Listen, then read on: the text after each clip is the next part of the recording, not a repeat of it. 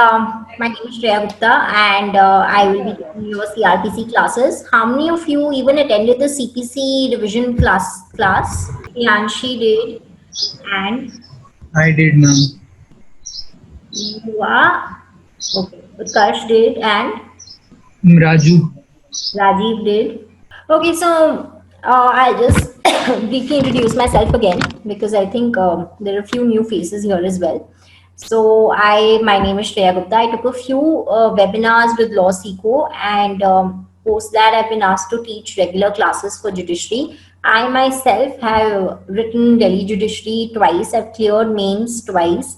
I've also written Haryana Judiciary mains, and I will be taking your CRPC classes. We'll be covering the subject in the next 4 to 5 months, and maybe before that also, depending on our speed. And CPC की revision classes भी मैं ले रही हूँ Saturday Sunday को, and CRPC classes मैं लिया करूँगी. And before we start, I think एक बार can you all introduce yourself? Tell me whether you're in college, are you working somewhere, or which state are you from? Which is your target states for judiciary? इस तरह से can you introduce yourself one by one? I think Utkarsh screen मेरी सबसे पहले आ रही है. So can you start? Utkarsh, you were there for the CPC class also, no? Yes, ma'am. Okay. So just Ma'am, hi. yes, ma'am. My full name is Utkarsh Gupta. I am from Lucknow, and right now I'm in Pune, and my college is Bharati Vidyapeeth Noida College, and I'm in final year right now. You're in your which year are you in, Utkarsh? Final year, ma'am. You're in your final year, so you will be eligible to write from next year. And Utkarsh, Yes, which ma'am. are the states you are looking at? Give me 3 states. Ma'am जिनमें ma'am Hindi का होता है, बस वो Hindi optional subject इसमें हिंदी होगा, बस वही, और या फिर डीजेएस या हरियाणा. DJS Haryana. ठीक है. Good. Cool. And anything else you would like to add? CrPC last था मेरा सब्जेक्ट मैम. तो 1-2 महीने पढ़ा बस, उसके बाद फिर लॉकडाउन हो गया, वो सही से हो नहीं पाया, तो बहुत ज्यादा भी अच्छे से पढ़ना है मुझे, और बहुत मैं सोच भी रहा था कि सीआरपीसी जल्दी से स्टार्ट हो, और आपसे मैम सीपीसी पढ़ी थी तो बहुत अच्छी लगी थी, तो मैंने सोचा कि ये भी बहुत अच्छा होगा. Thank you. I hope CRPC classes आपके expectations से match कर पाए. और मैम एविडेंस चल रहा है साथ में, तो और भी अच्छा होगा. Thank you. ठीक है. So who's gonna go next? Priyanshi, मुझे आपका वीडियो दिख रहा है next. Okay, I'll introduce myself. So my name is Priyanshi Pandey, and I'm in my final year of 5-year integrated course. And I'm from MP, so I'm basically mainly targeting MP judiciary, MP state, MP. And also I might take the exam for UP judiciary as well. So these two. Okay, very good. And Ankur, I can see your screen. Yes, ma'am. Hi, everyone. Hi, ma'am.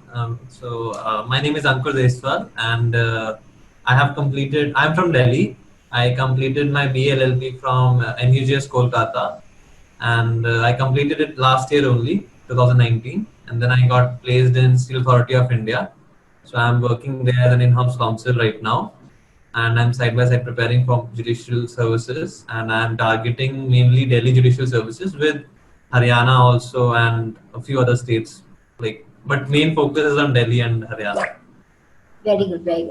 Where are you working again? Steel Authority of India. Steel Authority of India. SAIL. Yeah. Okay, very nice. Cool. Amritya.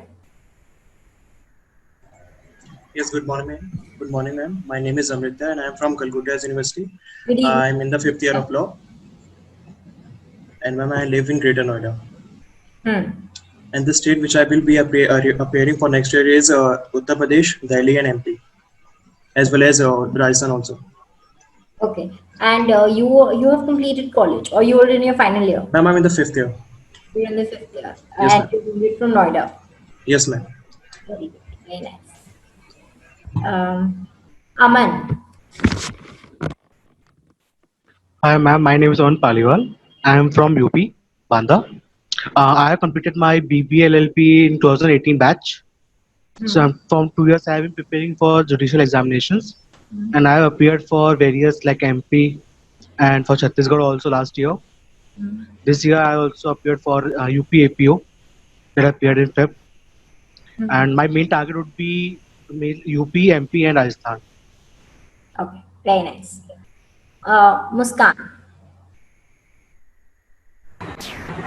Hello, ma'am. Good evening. My name is Muskan Sharma, and I'm pursuing my law from Banasthali Vidyapit, and right now I'm in 5th year. And basically, on judiciary, I'm focusing on 3 states: Haryana, and MP, and Delhi. Okay very nice. Muskan आप CPC की class में भी थे ना? Yes, ma'am. I wasn't familiar with. Very nice. ठीक है. केवी. केवी is next. Hi, this is Kaveri. So I have completed my law in 2016, and parallelly I am working on a Fidelity International in a finance department. So thanks to COVID, who gave me a chance to prepare for the judiciary exams. So I am preparing for the basically for the DGS, and the alternate is Haryana. Also, I have taken a admission in LLM from Jaipur National University. Very nice. आप dissertation किस पे लिख रहे हो? अभी नहीं किसी पे भी.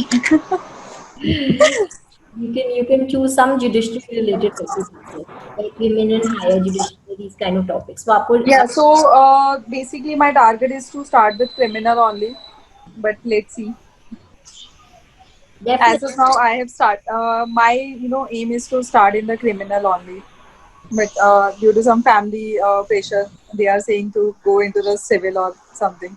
So, but I'll definitely I'll go into the civil. Oh, sorry, criminal only. जो भी इंटरेस्ट है, जो भी इंटरेस्ट है. Good. Yeah. So Aman we've done. Aman, I think तुम्हारा इंट्रोडक्शन हो गया ना? Simran, we can move on to next. Good evening, ma'am. My name is Simran Yadav, and I have completed my law this year only. I did LLB honors. That was a 3 years course, and my target states are Delhi and Haryana. Okay, very nice. And Swagata. Good evening, ma'am. My name is Swagata Banerjee, and I'm in my final year of law school. So I'm from a National Law University, Orissa, and the states that I'm targeting are like primarily are DGS and Himachal. And if at all I have to take a second attempt, then I'll go for West Bengal Judiciary, because I can't take the first attempt because it requires me to be enrolled in the bar, and it might take up a year for the entire process. So that's like not one of my primary options right now. Shubham. Hello, ma'am. I'm Shubham Gurav. I'm in my 5th year and currently studying in ILS Law College, Pune. Okay. I'll be targeting Maharashtra Judicial Service along with the Supreme Court clerkship examination. Oh, that's very nice. Very nice. Yes, ma'am. Thank you. So, so we have Raju. Raju, yeah. Good evening, ma'am. So my name is Raju. I'm 5th year of my law school at National Law University, Orissa, and I am focusing on Rajasthan judiciary. Okay, very nice. And now we have Monica.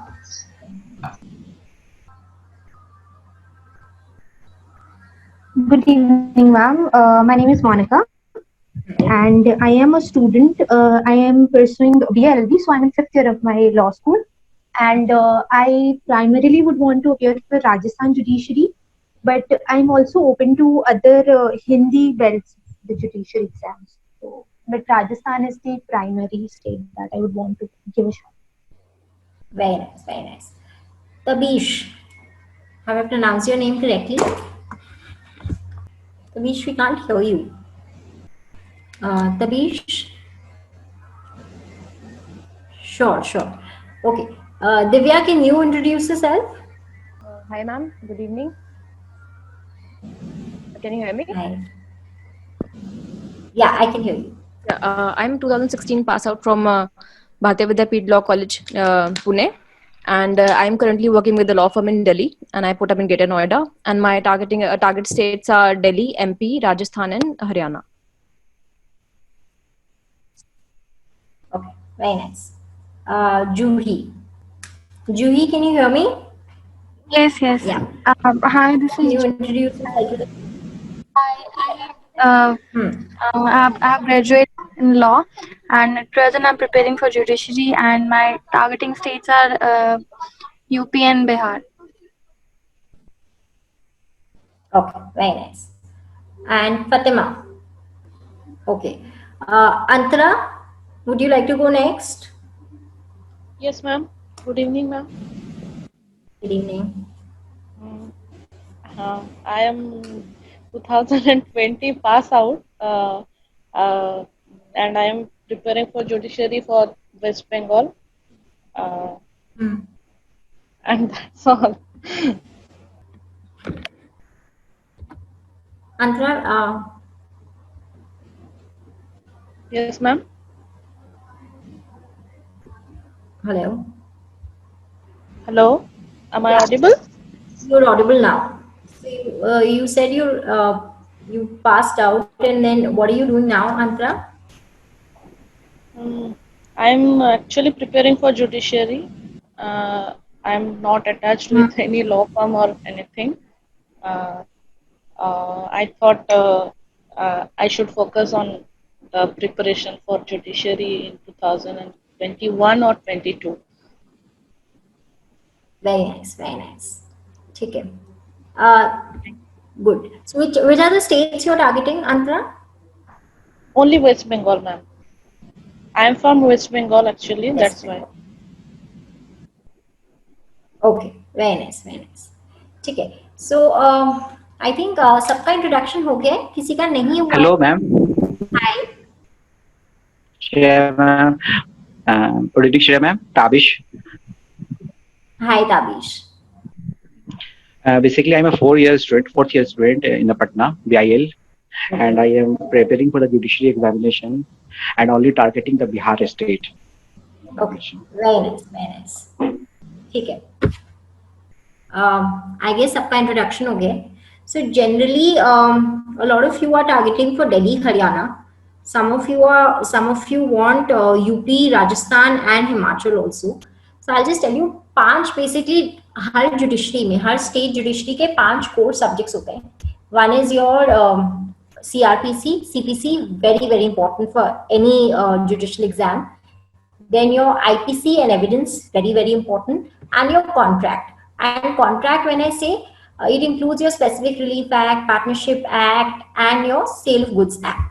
तो ये वाले 5 subjects आपको हर एक judiciary के लिए करना पड़ता है. फिर थोड़ा थोड़ा स्टेट वाइज मॉडिफाई भी होता रहता है. एंड जैसे हिमाचल में बहुत सारे wild life related, environment related legislations पूछे जाते हैं, तो उसकी इम्पोर्टेंस दूसरी स्टेट्स में आपको वो अगर आप उसके लिए पढ़ रहे हैं, वो दूसरे स्टेट्स में भी आपको एक जनरल अफेयर्स में हेल्प करेगा. जैसे दिल्ली में बहुत सारे, if it's a 200 marks prelims का पेपर, तो around 150 marks is your law subject, 25 आपका इंग्लिश पेपर, इंग्लिश के क्वेश्चंस होते हैं, 25 इज योर जीके. तो आपको वहां पर हेल्प करता है. तो newspaper reading is very very important. आपको यू मस्ट आपको हर रोज अपना न्यूज़पेपर पढ़ना बहुत जरूरी है, क्योंकि प्रीलिम्स में भी, मेंस में भी जीके का पेपर आता है, and that can really change your rank. तो so that is very very important. आप उसको इग्नोर मत कीजिए. And then language paper also has an element. तो हरियाणा में, जैसे हरियाणा में क्या होता है, इंग्लिश का पेपर अलग होता है, हिंदी का पेपर अलग होता है. Lot of students fail in the Hindi paper, तो उनके बाकी पेपर्स चेक नहीं होते. So if you fail in the language paper, आपका वो अटेम्प्ट वेस्टेड होता है. So do not under estimate the importance of language. अगर आप वेस्ट बंगाल, गुजरात का एग्जाम दे रहे हो, तो वहां पर भी लैंग्वेज का बहुत ज्यादा इम्पोर्टेंस है. तो प्लीज, मतलब कि एंड लैंग्वेज पेपर यही होता है, आपको उस लैंग्वेज का न्यूज़पेपर पढ़ोगे तो आपकी अपने आप लैंग्वेज इंप्रूव होती रहेगी. मतलब कि when I was writing my Delhi and Haryana, वैसे भी जो आपके एग्जाम में जो एस्से वगैरह आते हैं, वो ना बहुत करंट अफेयर्स टॉपिक से भी रिलेटेड होते हैं. जैसे हरियाणा में कुछ डेमोक्रेसी, जनतंत्र पे था, तो कुछ वैसा वैसा चल रहा था. दिल्ली में कुछ बायोटेक्नोलॉजी के रिलेटेड के ऊपर था, जो अभी लेटेस्ट आया है. सो आप जनरली आर्टिफिशियल इंटेलिजेंस से related, so these are the topics जो न्यूज में चल रहे हैं. मतलब कि आते जाते रहते हैं। तो आप न्यूज़पेपर पढ़ोगे तो आपको लैंग्वेज पेपर में बहुत हेल्प करेगा, जनरल स्टडीज में बहुत हेल्प करेगा, एंड ये आपका रैंक ऊपर नीचे कर सकता है। अपार्ट फ्रॉम न्यूज़पेपर हम इधर अभी लॉ सब्जेक्ट में फोकस कर रहे हैं, तो procedural laws are very very important even as a magistrate, because you'll be joining at the subordinate grassroots level. So you are the first contact with people, मतलब कि you are the first contact, you know, in the judicial system. लोग आके सबसे पहले आपके साथ होते हैं, and then higher judiciary comes at a later stage. तो आपको ये procedural active participant, तो फिर so procedural laws are very very important in your career as well as for clearing the exam. So इसको underestimate नहीं करना है, and if you don't have any questions, then we can start today's class. Anybody has any questions? No, ma'am. Ma'am? Yeah. Yeah, this is Fatima here. I'm sorry, ma'am, I was not able to connect at the time. I did pass my law in 2011. Right now I am working with the RERA. My targeting state is only Gujarat. Okay, which RERA are you working for, Fatima? Gujarat RERA, ma'am. Sorry? Gujarat RERA. You're working for Gujarat RERA. Very nice. I'm working for Haryana RERA. Oh my God, that's really good. That's nice to know this. Okay, so we'll start with the class today. And generally for my classes, I want you guys need to have the BEAR Act with you. Okay, तो आप criminal procedure code की BEAR Act अपने साथ रखिए. I suggest you can buy a criminal manual. उसमें IPC, evidence और criminal procedure code तीनों होता है. So आप please अपनी BEAR Act खोल लीजिए, ठीक है? So before we start, okay, and this is like an interactive session, okay. So पहले 5-10 minutes I'm just going to quiz you, and then उसके बाद we'll start the teaching, okay. So why do we need a criminal procedure code? जो भी आपके मन में question, जो भी आपके मन में आंसर होता है, please feel free, अपना audio on कीजिए and please answer.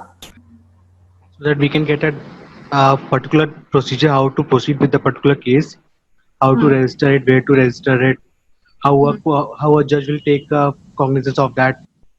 So we need a particular procedure for that. Otherwise, there would be a chaos around the globe for that reason.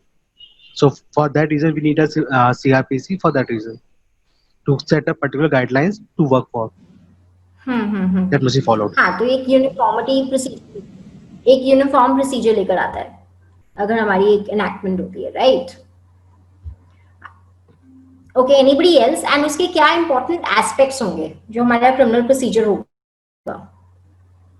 मतलब कि व्हाट आर द, मतलब if you were to, if I asked you today कि आप हमारा criminal procedure बनाइए अपनी country का या मे बी अपनी स्टेट का, तो उसमें आप क्या क्या चीजें इंपॉर्टेंट होगी जो आप ध्यान में रखेंगे? What are the important points?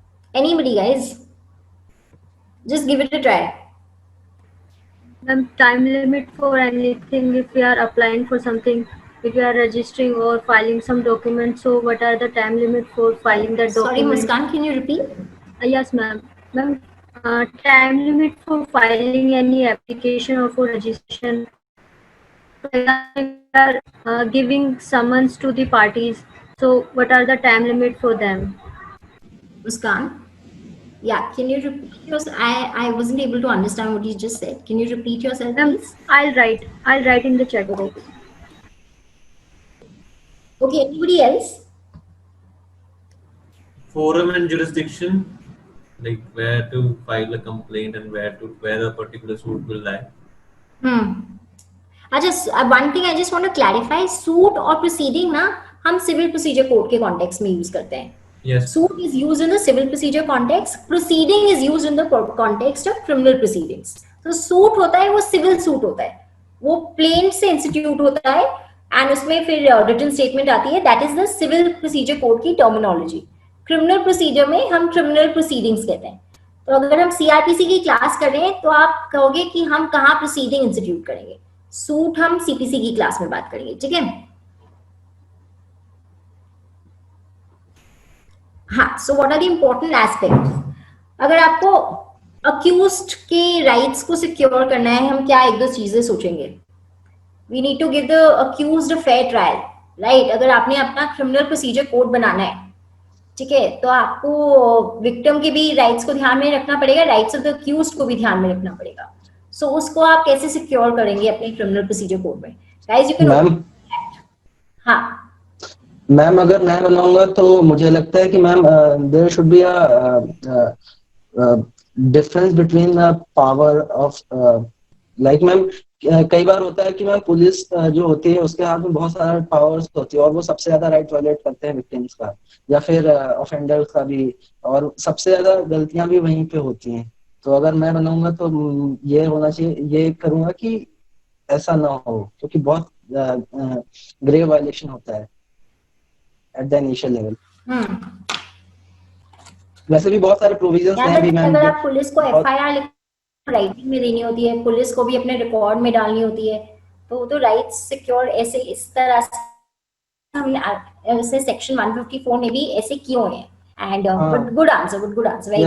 Ma'am D K Basu है, बहुत सारे गाइडलाइंस भी आते रहते हैं और कई बार वायलेशन भी होता है मैम. तो सबसे ज्यादा ग्रास रूट लेवल पे वहीं पे वायलेशन होता है मुझे लगता है at the various cases.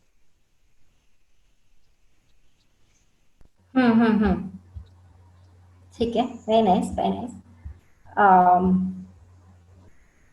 Okay. Anybody else wants Ma'am, broadly, I feel. Yes, ma'am. So, if we are to, am I audible, ma'am? Yeah, you are audible. So, if we are to like draft a procedure or define or to talk about the procedural law, then maybe we look at what is the institutional setup that is provided in the code itself. Like we have the various authorities or the legal forums. Where do we need to approach? And then after having defined the forum or the institutions, the hierarchical structure that is there as a redressal mechanism, we get to the structured format of the powers which is available with the forum or the structure or the hierarchy. And also... Okay, I think we've lost her. ठीक है. Anybody else you want to try and answer this question? Why do we need a criminal procedure code? और उसके बाद what are the important aspects of a criminal procedure code? अच्छा चलो ठीक है. So not allowed. Do we have the power to prevent offences? Criminal procedure code में ये power तो होगी कि अगर if a crime has been committed, how do we bring the guilty to justice? But then does anybody have the power to prevent offences under the criminal procedure code? Yes, ma'am. Ma'am, district magistrate has the power under section 144 to prevent. District magistrate, हाँ. Yeah. हाँ. Executive magistrate. And very nice. And generally, what is the difference between bailable and non-bailable? Sorry. Sorry, मैं बीच में interrupt करता हूँ. Ma'am, bailable offences are which where accused can apply for bail as a matter of right. However, in non-bailable case, that accused cannot apply, or it is dependent upon the discretion of the court. हाँ, bailable offences में you can claim bail as a matter of right. Non-bailable offences. Sorry. Ma'am, I want to say कि security for keeping peace and good behavior भी वो preventive nature होगा, I think. Under section 106. हाँ, उसमें security ले सकते हैं. Preventive offences में they take the security for good. Yeah, very nice. Ma'am, even chapter 11 talks about the preventive action we can take. Like from section 149 to 153 talks about how one can prevent an offense from happening. Like police has the power to arrest if they sense that there is someone who can commit an offense or such powers. Yes, very nice. Chalo. I'm going to start with the first two questions. So why do we need a criminal procedure code and what are the important aspects of a criminal procedure code?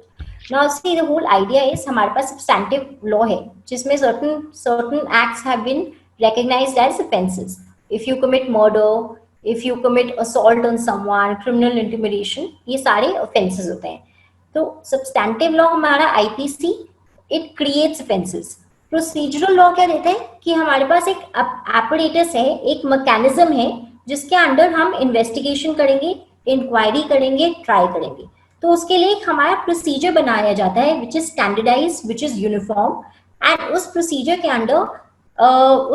के under हम अपने real culprits को apprehend कर सकते हैं, victims को justice दिला सकते हैं. तो procedure is very very important, it is the underlying this thing, and वो हमारे सब्सटैंटिव लॉज को एनफोर्स करने में हेल्प करता है.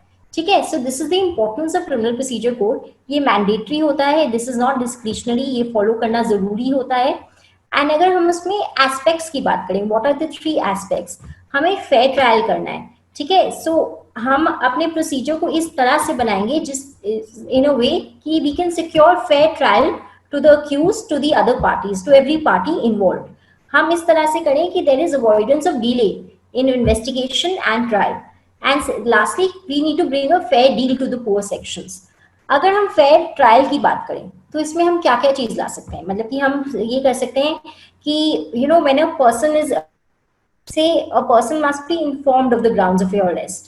ठीक है, so you can't just arrest a person and not tell him why that person is arrested. You need to inform the person of the grounds of this arrest. And अगर वो bailable offense है तो police को उस वक्त बताना पड़ेगा that it is a bailable offense and you are entitled to be released on bail. ठीक है. Secondly, आपको information of arrest वो किसी relative को देनी पड़ेगी या फिर उसके किसी friend को देनी पड़ेगी, right? एंड इस तरह से ऐसे बहुत सारे प्रोविजन है. से अरेस्ट विदाउट वारंट, मतलब कि अगर आप अरेस्ट कर रहे हैं तो within 24 hours you have to bring that person before a magistrate. So this is also section 57. तो इस तरह से ऐसे बहुत सारी प्रोविजंस हैं क्रिमिनल प्रोसीजर कोड में जो हम आगे क्लासेस में पढ़ेंगे with secure a fair trial. क्योंकि हमारा क्रिमिनल प्रोसीजर कोड हमें क्या बता रहा है, हमें एक मैकेनिज्म, एक मोड दे रहा है जिसके अंदर हम इन्वेस्टिगेशन, इंक्वायरी, ट्रायल करेंगे. बट हमें ये इंश्योर करना है कि हमारा criminal procedure code so that इसकी कॉन्स्टिट्यूशनल वैलिडिटी ना चैलेंज हो जाए कोर्ट में, ये फेयर होना चाहिए for all the sections, right? Similarly हमें एक फेयर डील देनी है. अब सपोज हमारा क्या सिस्टम है, हमारा एडवर्सेरियल सिस्टम है. अब कहने को तो क्या होता है कि एडवर्सेरियल सिस्टम में ऐसा बोलते हैं that the system presents equal rights and opportunities. मतलब कि दोनों को पार्टीज को, अपने प्रोसिक्यूटर को एंड डिफेंस को. अब ये क्रिमिनल लॉ में डिफरेंस होता है. जैसे हम सिविल लॉ में हम कहते हैं plaintiff and defendant, criminal law में हम कहते हैं प्रोसिक्यूशन एंड डिफेंस. तो प्रोसिक्यूशन एंड डिफेंस को हमें इक्वल राइट्स मिलता है. तो प्रोसिक्यूशन को भी अपनी बात कहने का राइट मिलेगा एंड डिफेंस को भी अपनी बात कहने का राइट मिलेगा.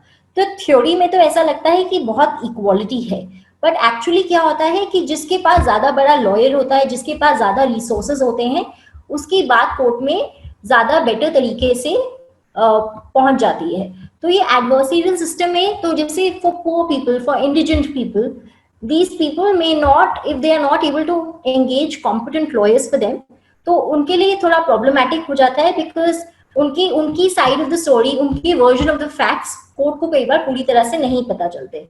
तो हम इसमें क्या करते हैं, मतलब कि सो द जज plays a more proactive role in this thing. So इसमें भी जज plays a more proactive role. And हमारा क्रिमिनल प्रोसीजर कोड क्या कहता है कि an indigent person will have a right to legal aid at the state's cost. तो ये हमारा CRPC में प्रोविजन है कि if you cannot hire a lawyer for yourself, then you can hire a lawyer at the state's expense. And moreover, framing of the charge happens by the judge. So judge थोड़ा एक active role play करता है and it tries to balance out the rights of मतलब he tries to actively apply its mind on the case at hand, and इस तरह से judge will try to neutralize. तो ऐसा नहीं होगा one party can actually मतलब कि totally override the other party. तो इस तरह से so these are the safeguards, you know.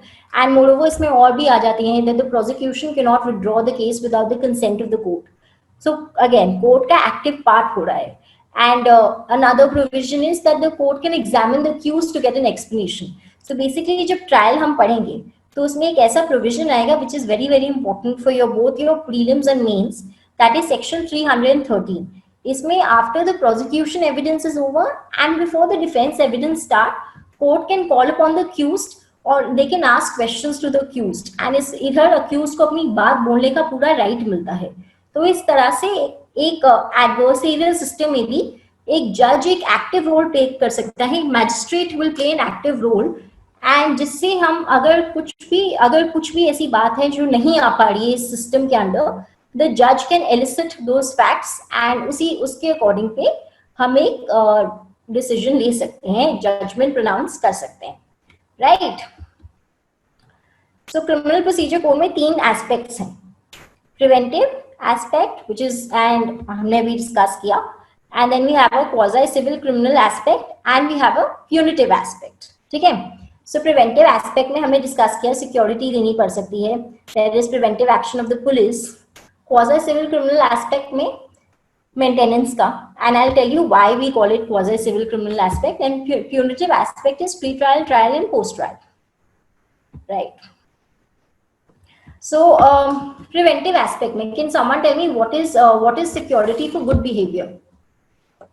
Can we discuss the provisions and who gives the security, executive magistrate or the judicial magistrate? Executive. किस चीज के लिए दे सकते हैं? What are the offenses that you are trying to prevent? एक executive magistrate की कौन सी jurisdiction होती है? For maintaining peace or something, and regarding any dispute of land related to water well or any public nature something, rights or something to prevent riots and all, and public peace. That all I can remember right now. हाँ, you can open your Bear Act 108, 9, 10 section. तो इसमें क्या होता है कि basically आप security for good behaviour लेते हो। आप किस तरह के ऑफेंसेस में ले सकते हो? Suppose that person has received information कि कोई सस्पेक्टेड पर्सन है जो उनकी जुरिसडिक्शन में is trying to conceal himself and that suspected person may commit a crime. तो आप उसको बंदे को बुलाओगे, you will first give a show cause notice and that person will get a opportunity of hearing and उसके बाद you can take a security for good behaviour. इस तरह से और 2-3 बातें हैं। Can someone look at it and tell me?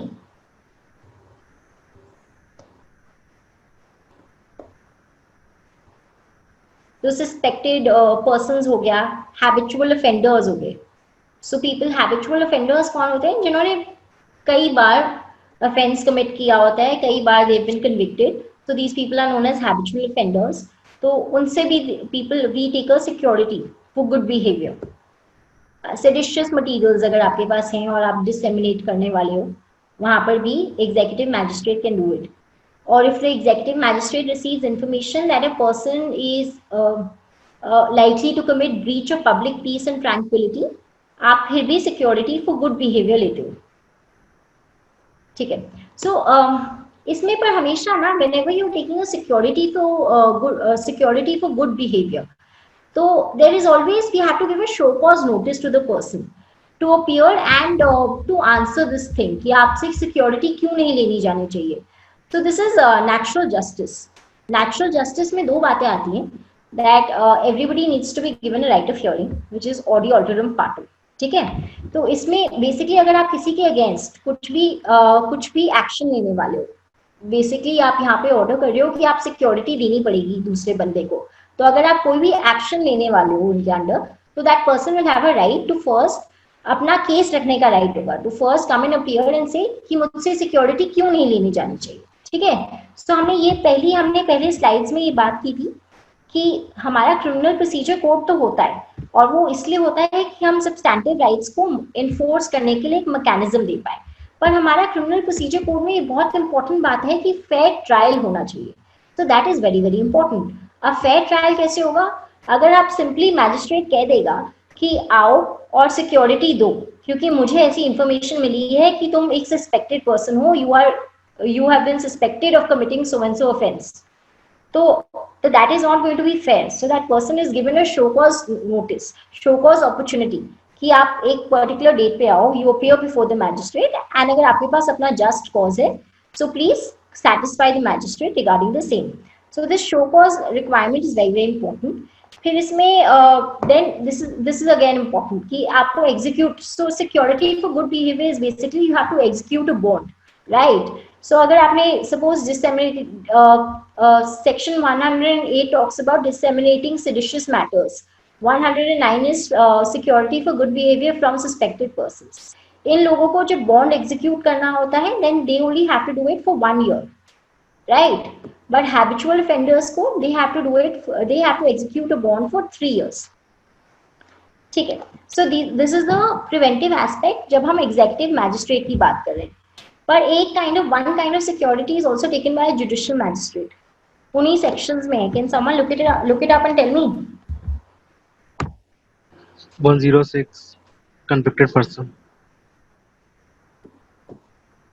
Guys, read section 108 onwards, and anybody can read it and explain it in their own words.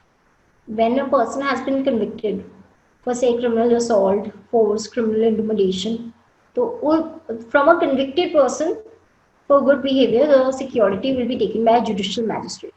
So one kind of security is also taken by judicial magistrate. Baki sari security for good behavior is always taken by an executive magistrate. Now we'll come to part 2 of it, which is the preventive action of the police.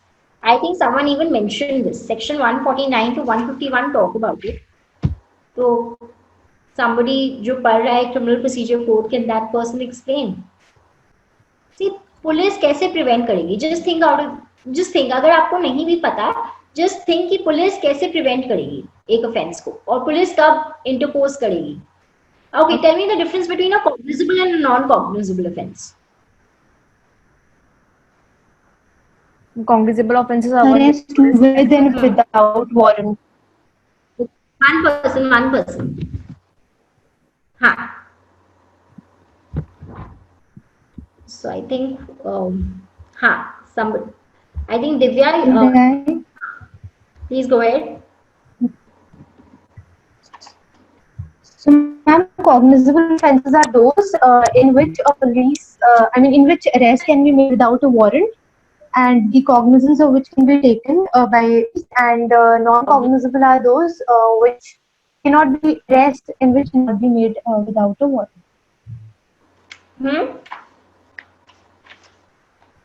Okay.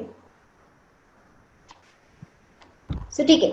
Cognizable offences कौन से होते हैं जिसमें police officer can arrest without warrant from the magistrate, वो cognizable offences होते हैं. Non cognizable होते हैं जिसमें police officer needs an arrest warrant from the magistrate arrest करने के लिए.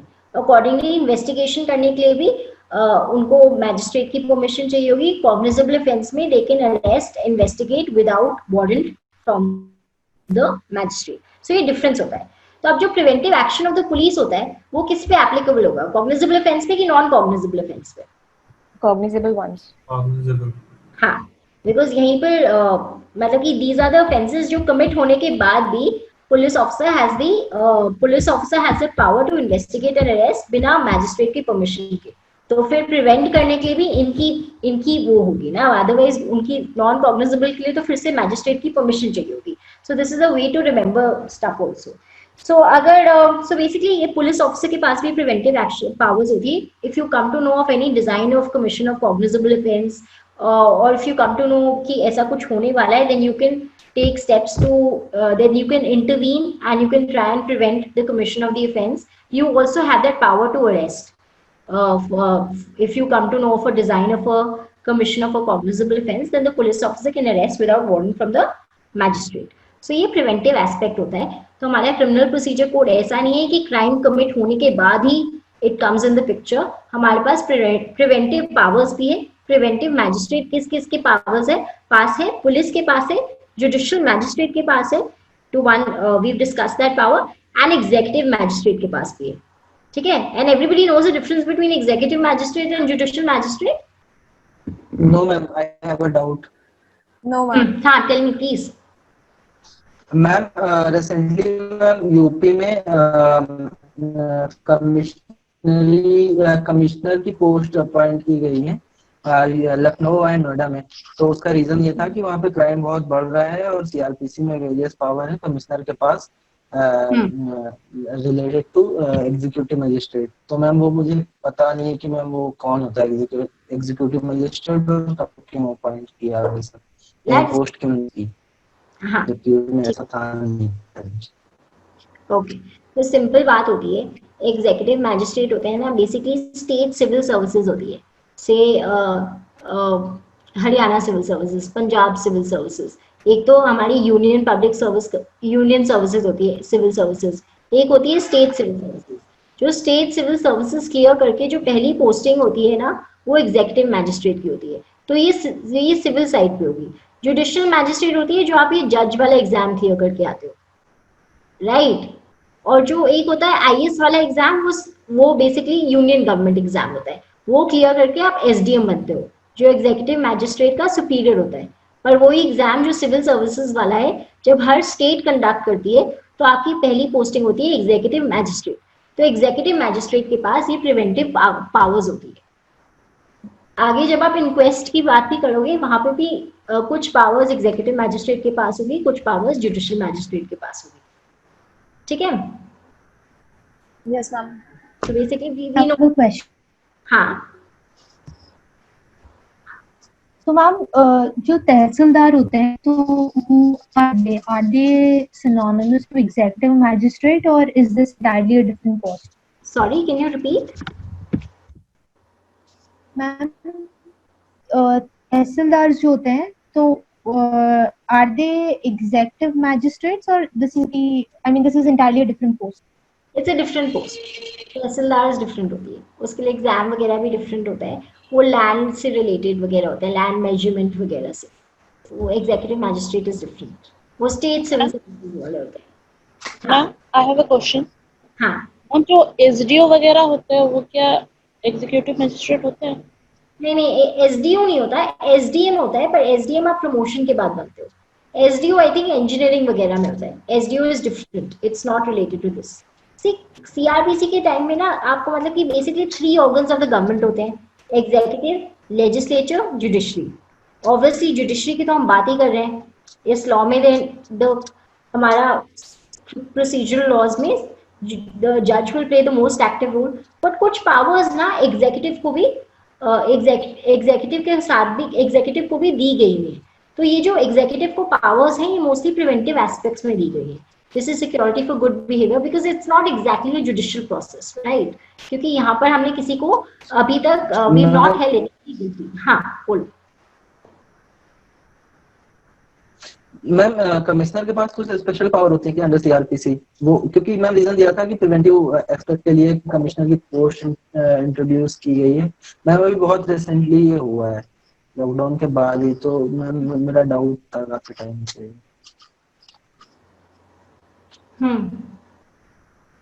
हाँ, तो ये एग्जीक्यूटिव को पावर दी गई है ना, that's what I am saying ना। जैसे सीआरपीसी में कुछ पावर्स एग्जीक्यूटिव को भी दी गई है, वैसे तो सारी पावर्स जो इंक्वायरी ट्रायल कंडक्ट करने की पावर्स है, ये सारी judicial organ of the state. The state has 3 organs, judiciary, executive, legislature. So the power to conduct inquiry trial is given to the judicial organ of the state. But कुछ powers जैसे investigation powers वो executive organ के पास जाती है, which is the police.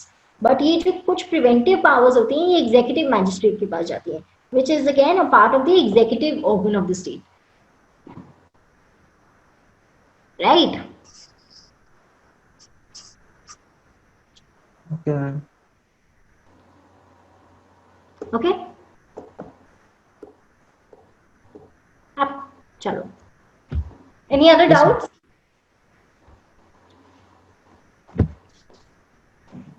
ठीक है, so okay, so what is a quasi civil criminal aspect? Now why do I call it quasi civil criminal? क्योंकि हम यहाँ पे मेंटेनेंस की बात कर रहे हैं। So आप मेंटेनेंस की जब बात करते हो तो it's basically मतलब कि maintenance is more like it's in the purview of the civil law, but क्योंकि ये पावर दी गई है मैजिस्ट्रेट को, क्योंकि मेंटेनेंस सेक्शन 125 की powers given to magistrate but actually थोड़ा सिविल साइड पे है, therefore we call it a quasi civil criminal aspect. So section 125 is very very important. Exam point of view के आपको मेंस में भी बहुत क्वेश्चंस आते हैं, दिल्ली हरियाणा में रेपिटेटिवली क्वेश्चंस आते हैं, प्रीलिम्स के लिए भी it is very very important. So 125 क्या कहता है कि 125 कहता है कि whoever refuses to maintain his wife, mother, father, or illegitimate or legitimate son or daughter who is minor or illegitimate or legitimate son or daughter who has attained majority but due to some disability वो अपने आप को maintain नहीं कर पाते हैं, then you have to give maintenance to that court. Magistrate will order maintenance to the will order that person to give maintenance and support their dependents. तो इसमें कौन कौन आते हैं? Your parents will come, mother, father, your wife who is unable to maintain herself, as well as your children. तो इसमें अगर MCQ question बनेगा तो इसमें आएगा are you bound to give maintenance to your illegitimate daughter? So tell me, illegitimate daughter को maintenance मिल सकती है under section 125?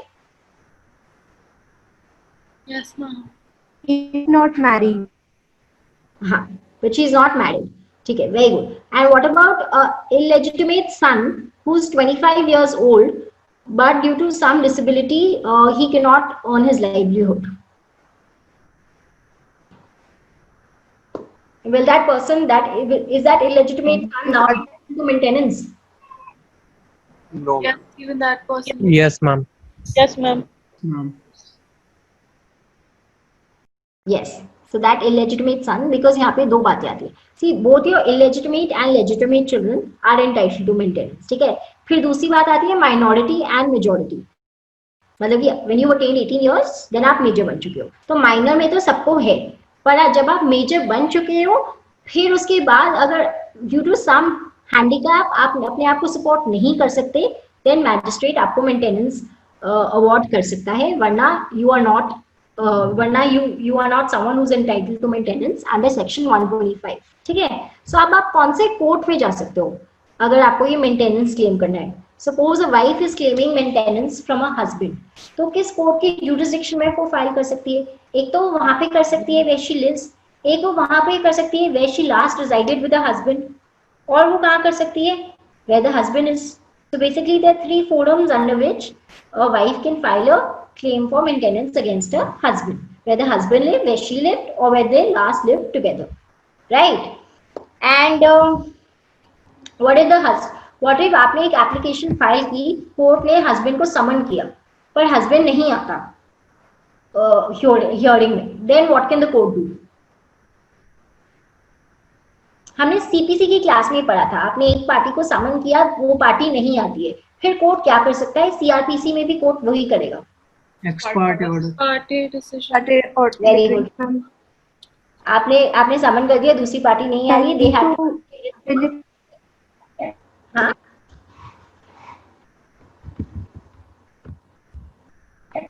हाँ. कि पहले तो they need to ensure some Sorry, your voice was stutting.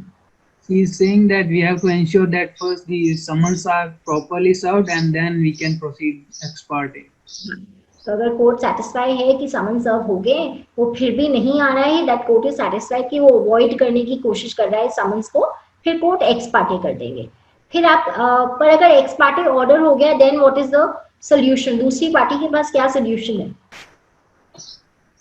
An application can be made in 3 months for setting aside the same. Very good. And section 126 में language क्या use की गई है? How can you set aside? By showing dash cause. Good cause. Good reasonable cause. No, what is the language? आप statutory language लिखोगे ना? And good cause it is. Good cause. Very good. So और अगर वैसे I'm just digressing, but I just want you, मुझे concept clear होना चाहिए, इससे मैं ये कर रही हूँ. Order 9 Rule 13 वो क्या कहता है? Setting aside an ex parte order. वहाँ पे क्या language यूज की गई है? It says it may be set aside if sufficient cause is shown. तो वहाँ पे sufficient cause is shown, and यहाँ पे it may be set aside if good cause is shown. And ऐसा नहीं है सिर्फ English different यूज की है. What is the legal difference between sufficient cause and good cause? Give it a try, anybody. Ma'am good cause थोड़ा higher standard होगा sufficient cause से comparison में. Good cause higher standard होगा कि sufficient cause? Higher Sufficient cause. High होगा and good will be a liberal. Sufficient cause is the higher standard and good cause थोड़ा less होता है, difference in degree होता है. तो sufficient के लिए आपको बहुत ज्यादा satisfy करना पड़ेगा. Good cause में generally preponderance भी हो जाए, then also court is satisfied. ठीक है, तो ये वाला इस तरह से है.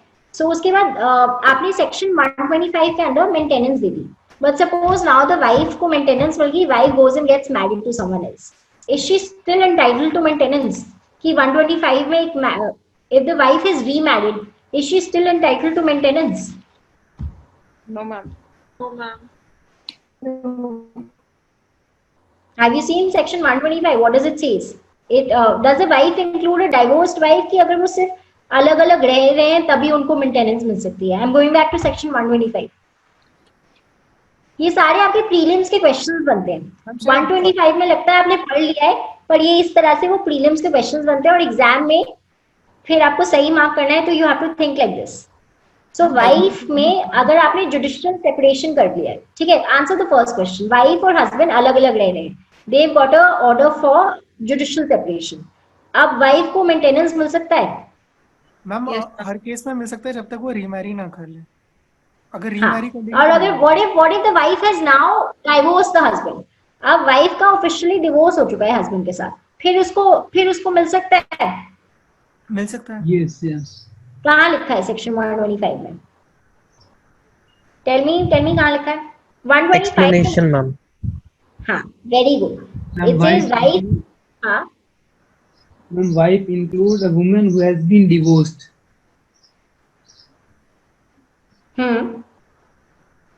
But who has not remarried. ठीक है.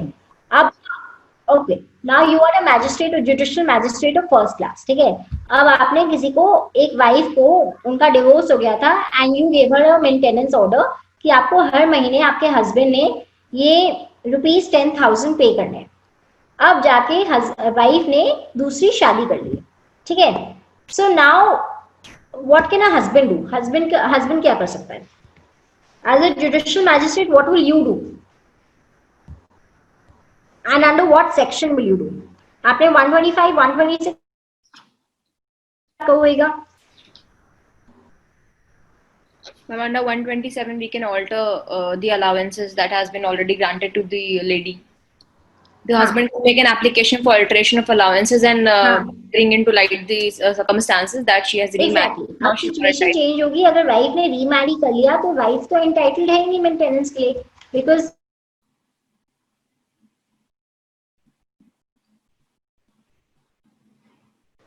but not someone who has remarried.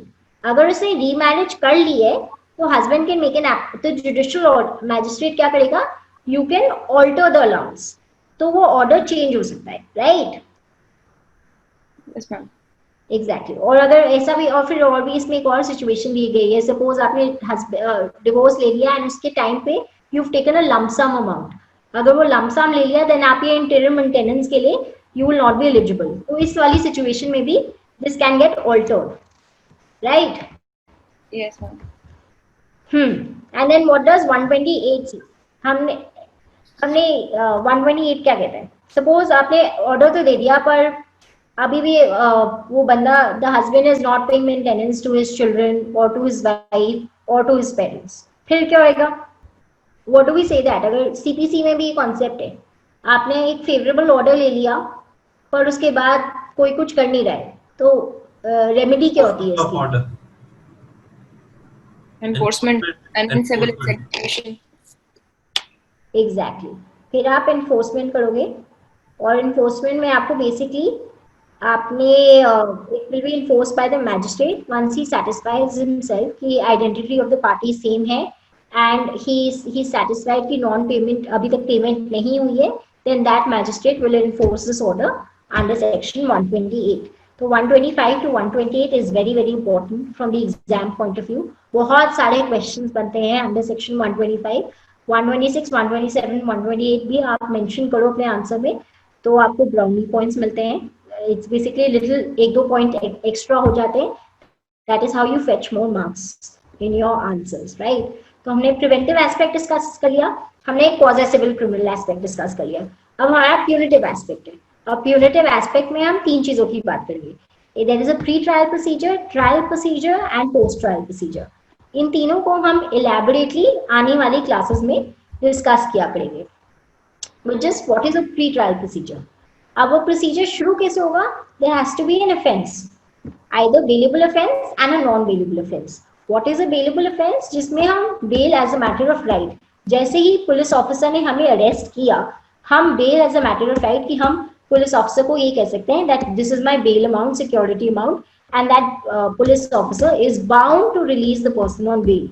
Non bailable में क्या होता है, कोर्ट हैज द डिस्क्रिशन कि ऐसा नहीं है कि आपको बेल मिलेगी ही नहीं। Non bailable is not that offence जिसमें बेल मिलेगी नहीं। इसमें ये वाला ऑफेंस है कि आपका राइट नहीं है, कोर्ट का डिस्क्रिशन है, it can decide whether to give you bail और can either be available non available. उसके बाद आप कंप्लेंट करेंगे, ईदर पुलिस को आप कंप्लेंट करते हैं या फिर आप मैजिस्ट्रेट को कंप्लेंट करते हैं। सो अगर आप पुलिस को कंप्लेंट करते हैं तो वो किस फॉर्म में होगी, आपने एफआईआर लिखवा दी, एफआईआर आप सेक्शन 154 के अंडर लिखवाते हो, वो हम डिस्कस करेंगे जब हम उस चैप्टर पे आते हैं। उसके बाद इन्वेस्टिगेशन करेगी पुलिस, जब इन्वेस्टिगेशन करेगी पुलिस तो उसके बाद वो पुलिस रिपोर्ट निकलती है which is also called a chargesheet, वो सेक्शन 170। इफ दैट रिपोर्ट, सो वो पुलिस रिपोर्ट हम किसको देंगे, वो पुलिस रिपोर्ट हम मैजिस्ट्रेट को देंगे। अब मैजिस्ट्रेट को उस पुलिस रिपोर्ट पढ़ने के बाद ये लगता है कि कुछ ऑफेंस तो कमिट हुआ है, so that magistrate will take cognizance of the offence. Cognizance of the offense is taking judicial notice of the offense. So please be clear कि दो words हैं, एक तो cognizable offense है जिसका मतलब होता है you can arrest without warrant, एक दूसरा हम word use करते हैं taking cognizance of the offense। A judicial magistrate will take cognizance of the offense। Section 190 में ये language हुई है, cognizance का मतलब होता है you will take judicial notice कि ऐसा ऐसा कुछ offense commit हुआ है। And once the magistrate will take cognizance of the offense, फिर वो process issue करेंगे, summons कर सकते हैं या फिर warrant कर सकते हैं, ठीक है। So this is like मोटा मोटा ये procedure हम follow करते हैं जब हम पुलिस के पास एक complaint register करवाने जाते हैं। तो ये सारे steps जो मैंने अभी बोले हैं कि हम पहले FIR लिखवाएंगे, फिर इन्वेस्टिगेशन होगी, फिर पुलिस रिपोर्ट लिखेगी, फिर वो रिपोर्ट हम मैजिस्ट्रेट को देंगे, फिर मैजिस्ट्रेट कॉग्निजेंस लेगा, फिर उसके बाद वो समन्स इशू करेगा या वारंट इशू करेंगे। ये सारे प्रोसेस हम 1 by 1 आने वाली क्लासेस में हम डिस्कस करेंगे, ठीक है। अब कई बार क्या होगा, हम पुलिस के पास FIR लिखवाने नहीं जाएंगे, जैसे समन मेंशन शुरू की क्लास में, ठीक है, कि ग्राउंड लेवल पे कई बार बहुत सारे XYZ थिंग्स होते हैं, कई बार पुलिस इतना कोऑपरेट नहीं करती, तो हम क्या कर सकते हैं, हम सीधा मैजिस्ट्रेट के पास भी जा सकते हैं अपनी कंप्लेंट लिखवाने के लिए। तो अगर हम मैजिस्ट्रेट के पास जाएंगे तो then we will commence proceedings before the magistrate. तो सेक्शन 200 टू सेक्शन 204 ये वाले जो सेक्शंस हैं ये डिस्कस करता है जब हम मैजिस्ट्रेट के पास, मैजिस्ट्रेट और the magistrate can direct a police officer to investigate the offence. अब डिफरेंस क्या होता है इंक्वायरी और इन्वेस्टिगेशन में, ये भी हम आने वाली क्लास में करेंगे, बट इसका मोटा मोटा ये होता है कि इन्वेस्टिगेशन पुलिस ऑफिसर करती है, इंक्वायरी एक जज डायरेक्ट करता है, वो पुलिस ऑफिसर को नहीं होगी, वो किसी और को होगी, ठीक है। So inquiry comes in that pre trial process, investigation is more of an executive domain. हमने डिस्कस किया the 3 organs of the state, तो police comes in the executive organ of the state। तो जो इन्वेस्टिगेशन होती है वो executive करता है, inquiry and trial is done by judicial magistrate, ठीक है। सो इसके करने के बाद आपको प्राइमा फेसाई पता चल जाएगा कि केस बनता है नहीं बनता है। So either the magistrate can then dismiss the complaint, या फिर अगर वो डिसमिस नहीं करते हैं then that magistrate can issue process, summons हो गया या वारंट हो गया, राइट। तो यहाँ से हमने पहला स्टेप डिस्कस किया कि there is a commission of offence. फिर अगर कमीशन ऑफ ऑफेंस हुआ, आपको ये बात किसी को रिपोर्ट करनी पड़ेगी। अब आप किसको रिपोर्ट करोगे, या तो आप पुलिस को FIR लिखवाओगे, ठीक है, और फिर उसके बाद वाले स्टेप्स फॉलो करेंगे, या फिर आप कंप्लेंट को अपनी कंप्लेंट मैजिस्ट्रेट के पास लेके जाओगे, फिर मैजिस्ट्रेट या तो इंक्वायरी करेगा, इन्वेस्टिगेट करेगा, फिर देखेंगे कि बनता है केस तो फिर आप इशू कर दोगे प्रोसेस, नहीं बनता case then you can dismiss it at that very this thing, ठीक है। अब उसके बाद कॉन्सिक्वेंस क्या होगा, ईदर आपने इन्वेस्टिगेशन की और पुलिस ने कहा कि अब हम ये वाला बंदा है, सो एंड सो बंदा इज द अक्यूज्ड इज, अभी तक आप कन्विक्ट नहीं हुए हो, पर जो सारा ये जो ऑफेंस हुआ है इसका मतलब कि हम आपको hold, we think that you have committed the offence, ठीक है। So that person is the accused. तो या तो हम अक्यूज्ड को अरेस्ट करेंगे, ठीक है, अगर अरेस्ट किया तो वो बंदा विल अप्लाई फॉर बेल। तो consequences either that someone will get arrested or when that person gets arrested, that person can apply for bail, right? We discussed what is the difference between bailable non bailable offenses. तो जब हम bell लेने जाते हैं तो उसके लिए भी अलग अलग सेक्शंस दिए हुए हैं. Section 436 talks about bailable offences. 437 में कहता है कि नॉन बेलेबल ऑफेंसेस. तो नॉन बेलेबल ऑफेंसेस में आपको कुछ ऐसे क्राइम्स हैं जिनकी जो अगर कमिट किए हैं तो हो सकता है magistrate may not give you bail. Say suppose you have been accused of committing a crime which is punishable with death, life imprisonment for more than 7 years. Usually आपको बेल नहीं मिलती, ठीक है. बट अगर आपकी कोई प्रीवियस कन्विक्शन हो, ठीक है, which is punishable with and आपने अभी जिसके लिए आप अक्यूज्ड हो that is punishable with life और 7 years, ठीक है. So then but in such a situation also आपको ये कम मिलेगी. There is a lesser chance that you will be released on bail. But इसमें डिस्क्रिशन ऐसे आ जाती है. Suppose the accuse is a woman, a child, a sick, inform, or you know, or a person under the age of 16 years. इनमें discretion exercise हो जाती है. Magistrate is more willing to grant bail to such kind of people, ठीक है. So and generally अगर आप सो basically ये वाले sections we will discuss in greater detail आगे. So these are the trials that I was talking about. Police investigation में FIR होती है, फिर police report, cognizance and this. So these were the steps that we just discussed. So trial. So these are the important parts of the trial. Do you want me to start today or should we start trial in the next class? Ma'am अगर आपके पास time हो तो अभी भी सही, मतलब जैसा आप चाहें. मतलब jurisdiction मैं सुन सकता हूँ. मैं अभी भी सुन सकता हूँ अगर आपके पास टाइम हो तो. बाकी का पता नहीं, चैट पे लिखवा सकते हैं. अच्छा ठीक है, तो हम पहला पार्ट डिस्कस कर लेते हैं क्योंकि पूरा डिस्कस करने में हमें थोड़ा सा टाइम लगेगा. So will start with jurisdiction and then will continue from the next class, ठीक है. तो जुरिसडिक्शन के जनरल रूल्स होते हैं. जैसे हमने सीपीसी में पढ़ा, जहां क्राइम कमिट होगा वहां पर ही जुरिसडिक्शन बनती है, वहीं पे केस ट्राई होगा. कई बार होता है it is a continuing offence, कि आपने एक ऑफेंस बनारस में हुआ, उसके बाद लखनऊ में जाके हुआ, मतलब कि किडनैपिंग बनारस में हुई, उसके बाद लखनऊ में जाके मर्डर हो गया, तो उसके बाद ये कंटिन्यूइंग ऑफेंस बन जाएगा. So either the Banaras court और the Lucknow court has jurisdiction to try it, ठीक है. So it may be partly committed in one area, partly committed in the other area, और there were several acts. You know, conspiracy एक जगह पे plan हुई पर एक जगह पे पॉइजन खरीदा गया. सपोज आपने जयपुर में कॉन्स्पिरेसी प्लान की और पॉइजन आपने हरियाणा में खरीदा, ठीक है. So now there are several acts पर it's part of the same crime, right? So इसमें all these places will have jurisdiction to try the offense. So these are the general rules related to jurisdiction.